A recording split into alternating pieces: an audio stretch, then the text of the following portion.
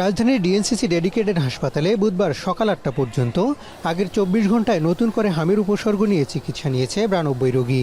জ্বর, কাশি, ডায়রিয়ার সঙ্গে র্যাশের কারণে চোখ বন্ধ হয়ে যাওয়ার মতো উপসর্গ নিয়ে আসছেন রোগীরা। জ্বর হওয়ার প্রায় ৩-৪ দিন পরে ওর চোখে লাল লাল হয়ে গেছে, মুখের ভিতরে ঘা হয়ে গেছে।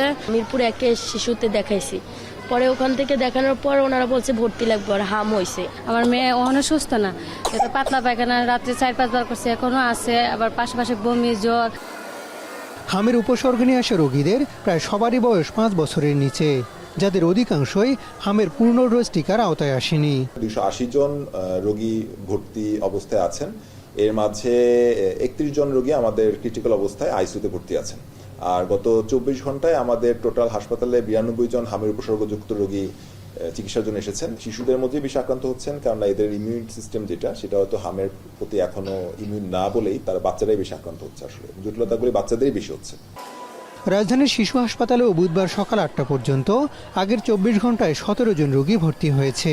টিকার আওতায় আনা গেলে শিশুদের হামের সংক্রমণ কমানো সম্ভব বলে মনে করছেন বিশেষজ্ঞরা। ২০২৫-এ এসে এটা কভারেজ কমে গেছিল, যে কারণে একটু কমতি ছিল, আনতে সরকার সমস্যা কমতে। ২৫-এ এসে এটা একটু ড্রপ আউট করেছে। WHO রিকমেন্ডেড হলো ৯ মাস ১৫ মাস। অতএব WHO এবং ইন্টারন্যাশনাল রিসার্চ এটা গবেষণা করবেন নিশ্চয়ই।